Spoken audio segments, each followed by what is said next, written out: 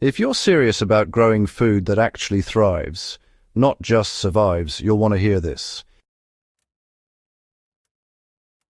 Before we get into it, make sure you subscribe to Evergreen Garden and drop a comment below with what you've tried to rebuild tired soil, because this one surprises even seasoned gardeners. I stumbled onto this method after years of hauling compost, turning piles, and waiting months for results, only to realize the soil could recharge itself faster if I stopped fighting nature and started letting it work. This forgotten fallow trick restored structure, fertility, and life to my soil in less time than compost ever did. Why compost alone sometimes isn't enough for worn-out soil. Compost is valuable, but it is not a cure-all. When soil has been cropped hard for years, especially in vegetable beds, the problem often goes deeper than missing nutrients. The biology collapses, fungal networks break, and the soil becomes compacted and lifeless. Adding compost on top can feed plants temporarily, but it does not always rebuild the underground system that makes soil truly fertile. I noticed that even with rich compost, water still pooled on the surface, roots stayed shallow, and yields plateaued. That's when I realized the soil needed rest, not more inputs. What fallowing really means when done correctly. Fallowing doesn't mean abandoning your garden or letting it turn into chaos. Traditional fallowing was a deliberate pause in cultivation that allowed soil life to recover. Now, the forgotten trick really is intentional fallow with controlled plant growth. Instead of leaving the soil bare, which, believe it or not, actually makes it degrade faster, you allow certain plants to grow and feed the soil microbes while you simply stop harvesting. In this approach, the soil itself becomes the crop for that season. And honestly, when you get it right, just one fallow cycle can actually outperform several applications of compost. Here's the thing. Living roots rebuild soil faster than even the biggest piles of compost. Living roots leak sugars into the soil every single day, feeding bacteria and fungi directly. Compost, on the other hand, feeds soil life just once, but roots keep it going continuously. During my first fallow season, I allowed fast-growing native weeds and volunteer plants to grow without interference. Within about 6 weeks, earthworms returned, the soil darkened, and compaction eased noticeably. The difference came from uninterrupted root activity. Fungal threads expanded, soil aggregates formed, and nutrients locked in the subsoil were pulled upward naturally. Choosing the right plants for a productive fallow period is crucial. Not all plants help equally during fallow, you know. The most effective combination includes shallow-rooted plants, deep tap roots, and nitrogen fixers. So, a practical ratio, is about 50% fast leafy growth, 30% deep-rooted plants, and 20% legumes.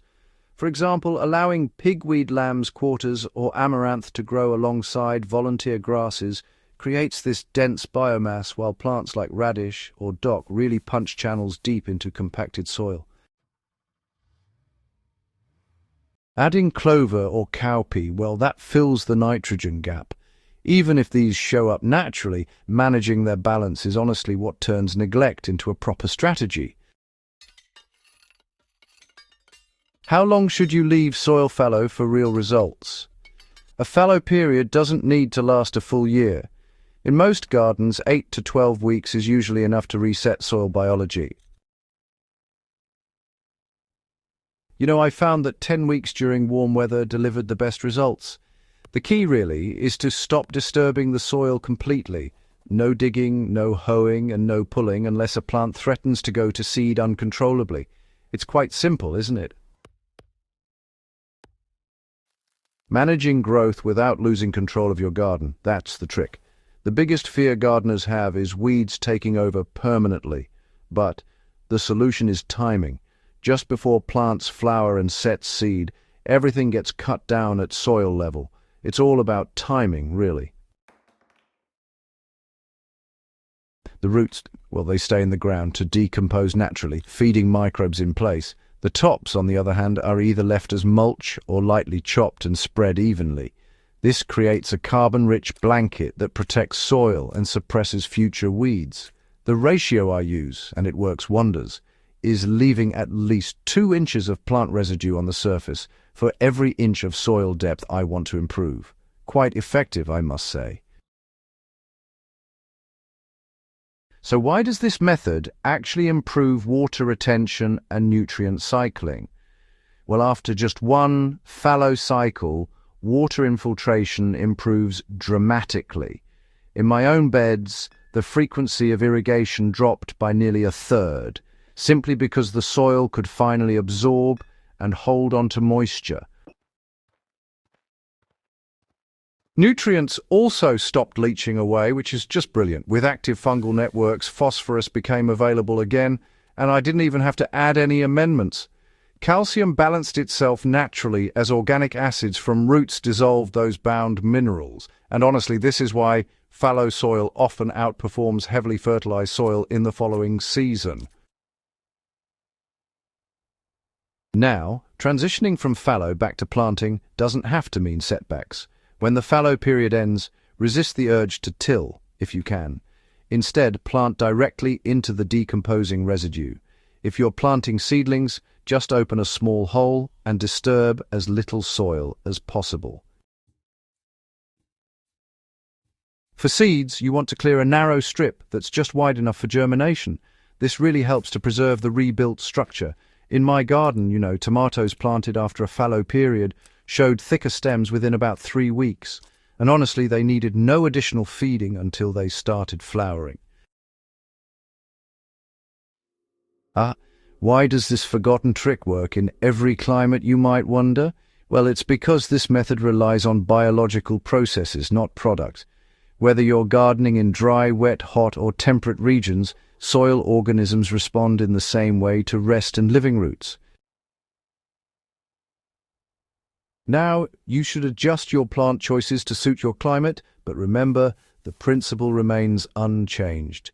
Even a short fallow during a shoulder season can restore balance faster than months of composting.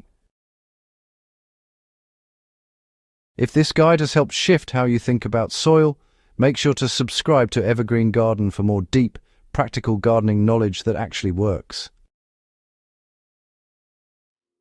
Share this with a fellow gardener who's stuck chasing fertility with compost alone, and leave a comment telling me how you plan to use fallowing in your garden this season.